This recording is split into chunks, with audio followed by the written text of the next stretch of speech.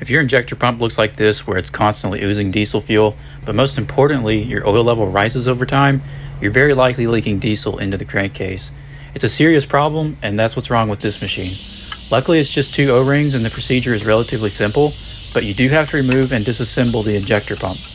As long as you're careful, take your time, and maintain a clean workspace, it'll be quick and easy, and I'll show you every step of the way. So let's get to it. First step, you want to go ahead and remove this injector line, or just loosen it and swing it out of the way. This is another quick note. You may notice that the bolts that hold this assembly onto the injector pump housing actually look a little funny. I didn't know it at the time, but those are pentagon screws. So I don't have any sockets that will fit those, and later in the video I'll show you how to remove them. I actually ended up using an angle grinder to cut them and replace them with regular hex-headed bolts. This is another very large word of caution. I made a mistake here and I have to pay for it later. What actually can happen is you will momentarily lift the barrel assembly out of the barrel holder, but it has an alignment dowel that keep the two aligned together.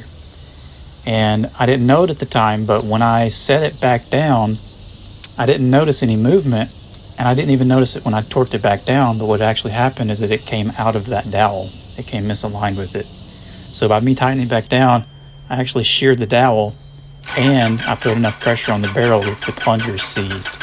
So after starting the machine back up, I actually had a dead cylinder. This is another thing that I had to repair later on, but it was relatively simple, and I will show that as well. So moving forward with the full injector pump removal, it is very simple. Obviously, as I mentioned, you need to remove this line and swing it out of the way. You'll need to remove the throttle cable bracket. Next up, you need to remove the crankcase breather hose right next to it. Next is the fuel filter bracket or fuel filter assembly. All I did was loosen the mounting bolt and kind of hung it over to the side. Now that everything's capped off, I recommend go ahead and blowing all the dirt off that you can, because you don't want this going inside the motor. For the fuel rail, there's 3 banjo bolts and 6 copper sealing washers, so be sure not to lose any of those.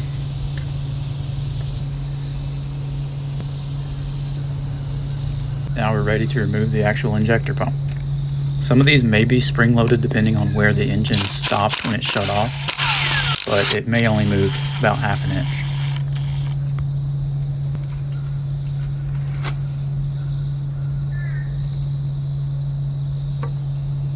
A quick mention, this was actually pretty finicky to remove. You'll see me remove this side plate where you can see the fuel rack from the governor. This is not necessary. I thought that there may have been some sort of connection in there that it was hanging up on, but you just need to wiggle it, shake it around, just whatever you can to get it loose. It should just slide straight out though. And also you'll see these brass looking gaskets. Those are both gaskets, but most importantly they're shims. They help to time the injector pump. So be very careful with these. Don't throw them away, don't lose them. And I recommend to go ahead and take them with you and clean them up, because you will be reusing them. So now that we have the pump out, first step to disassembly is go ahead and remove this locking ring. This is going to allow us to remove the roller follower.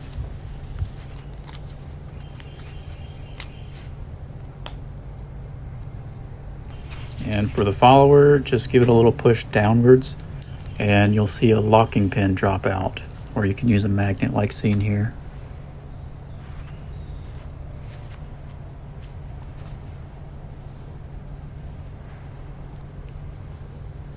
There is a small disc you see inside the roller. Make sure that that doesn't fall out or that you don't lose it. Earlier where I seized the plunger into the barrel, that's what I'm fighting against right now. So it should not be stuck, it should just slide straight out, but you'll see I have to use a little bit different tactics to get it out.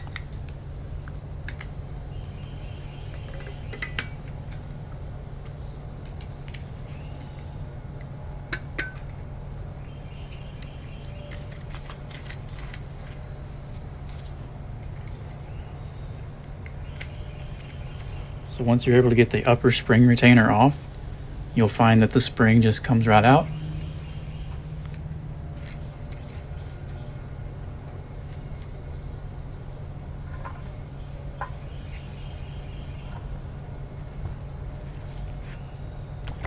And there's the lower spring plate, and I'm not sure what to call that other part, but that's what actually rotates the plunger.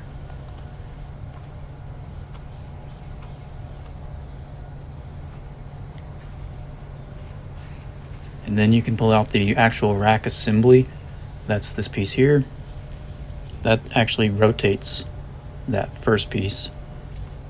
And now again, that plunger should have already been out, but I'll have to use other methods to get it out. Now, if you aren't familiar with diesel injection systems or diesel fuel systems in general, the tolerances are very, very, very tight. They're very precise. They're machined together. So take extreme care not to do any collateral damage when doing this procedure. Try not to scratch anything. Don't drop anything. Don't scar anything. Where I'm grabbing it with these pliers is not a critical surface, but where the actual plunger meets the inside of the barrel, those are the two most important surfaces. Likewise, don't bend anything or nick anything. So moving on to the upper half, we're going to go ahead and remove the delivery valve holder.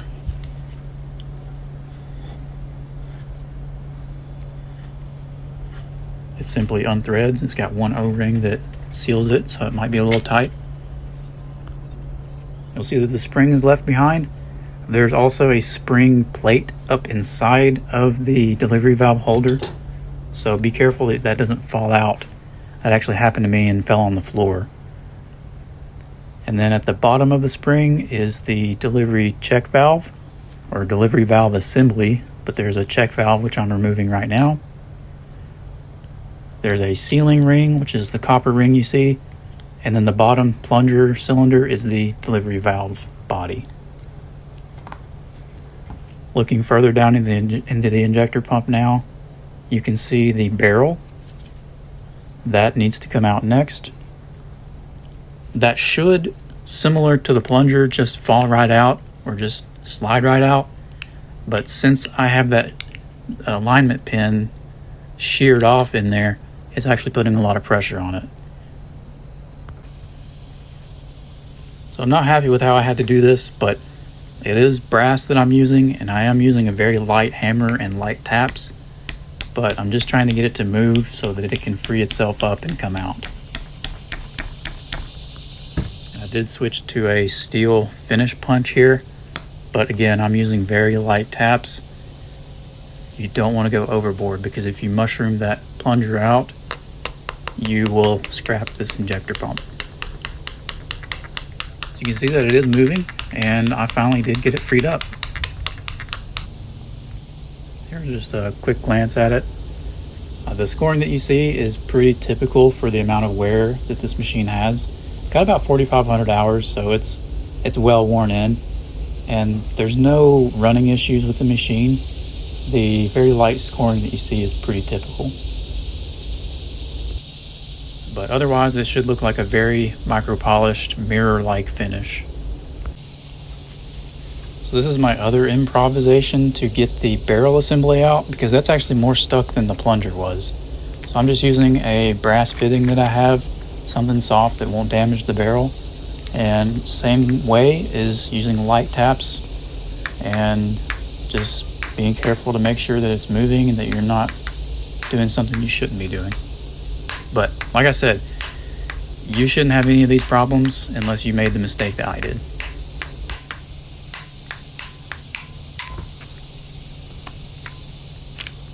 So here's a look at the barrel, and you can see the small slot, and that's where the dowel alignment pin goes that I mentioned earlier.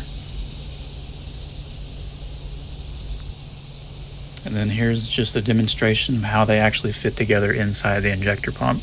This is what actually pumps and meters your fuel to your fuel injector. These are the two components that are precision ground together. And they should move in and out very easily. There should be no slop, essentially. No grinding, no grating, no gritty feeling, no sticking. If you do, then maybe you should consider getting some replacements, or maybe finding a shop that can assist with refurbishing these.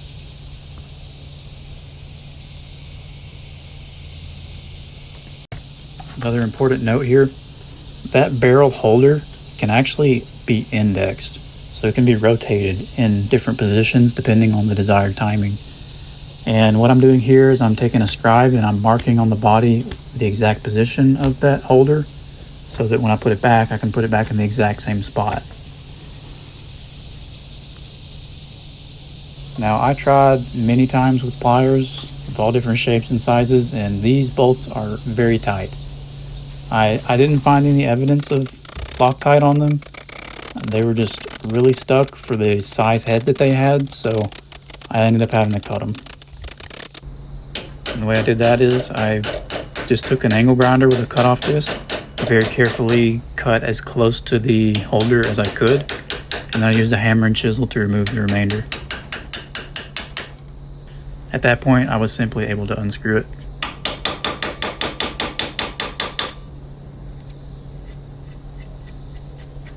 So finally, we've reached the point that all of our work has led us to, and that is to remove the barrel holder. And this has the 2 O-rings that have been causing the fuel leak.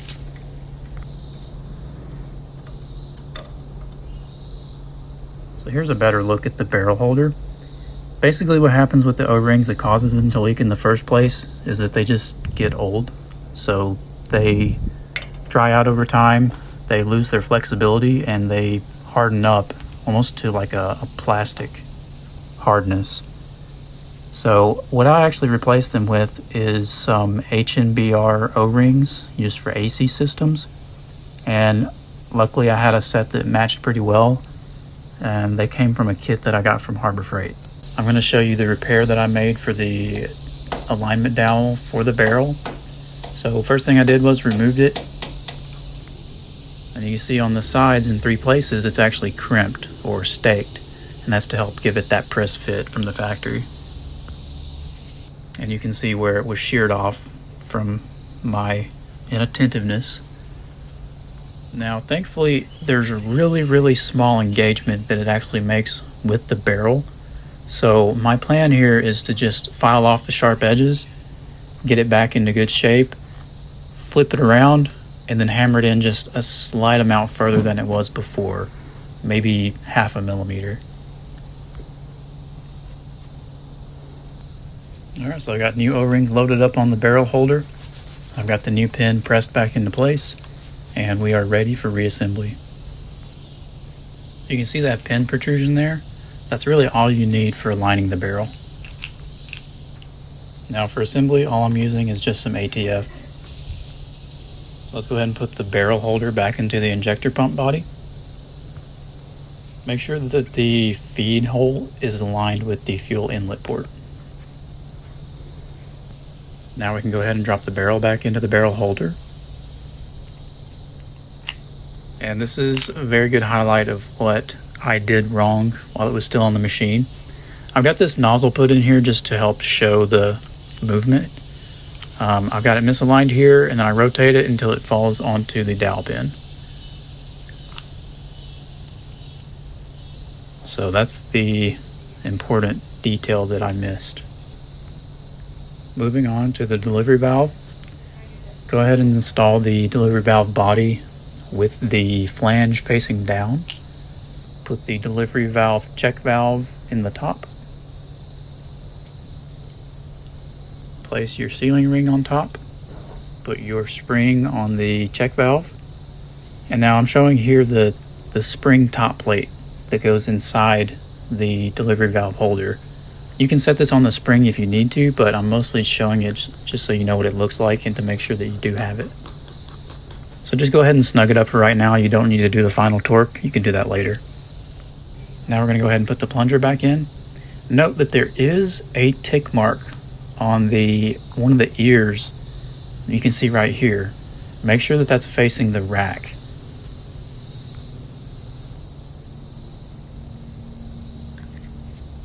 So next up, we're going to go ahead and install the rack. And this does have a tick mark. Make sure that it is facing downward relative to the injector pump. And go ahead and get it centered up because that's going to help with the next step. Next up is this rotator assembly.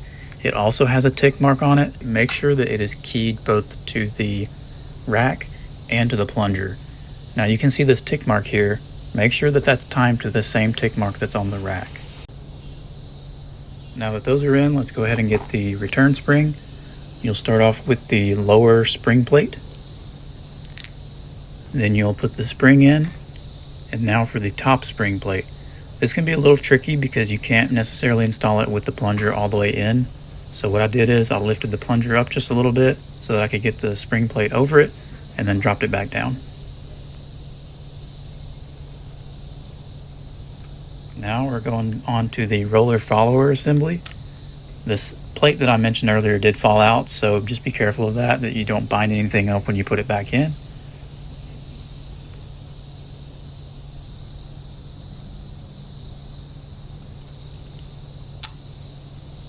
Now for reinstalling that retainer pin, go ahead and compress the roller follower until you see the hole open and then drop it in.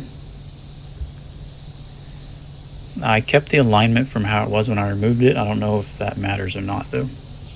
Now for the last piece is that lock ring.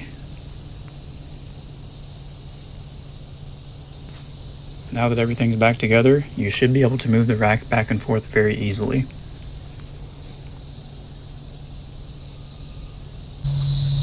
So now that we're getting ready to put the injector pump back on the engine, we're going to go ahead and clean the area one more time just in case anything accumulated. Then we're going to put our shim back in place. And note that the tab on the corner goes toward the front of the engine. And now we can go ahead and set the injector pump in place. Go ahead and align the rack toward the fully front position. This is technically the off position, and that's where the rack stays with the engine off inside the block. So if it's not in that position, you won't be able to set it down. And as mentioned earlier, you don't need the inspection cover removed, but I did find it helpful to make sure that it was aligned when I put this back in.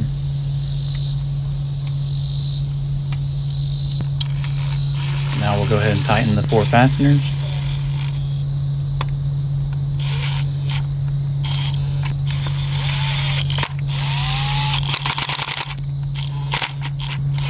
So as mentioned earlier, I needed to replace the screws, and what I did was I just found some that were the same length, same thread, and a hex head instead of a pentagon head, and that's what you see here. Now making sure that the barrel holder doesn't rotate when you tighten these, go ahead and get it aligned on the mark, the scribe mark that you made earlier, and then tighten these down. So now that those two are tight, you can go ahead and torque the delivery valve holder.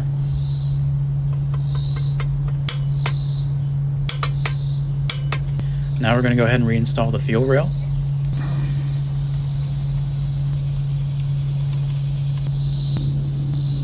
And I'm reinstalling the inspection cover here, the injector line, and the crankcase breather lines. I did leave the injector line loose to bleed air. Now I'm reinstalling the throttle cable bracket and the fuel filter housing bracket.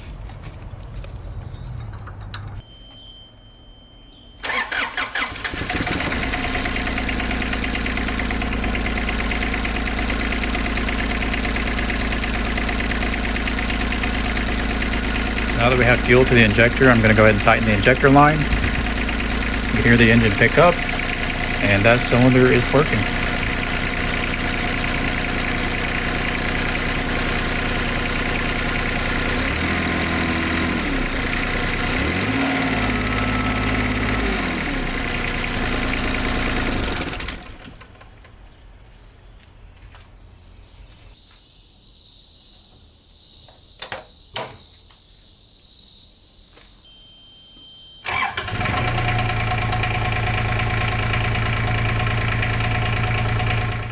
That is a successful fix.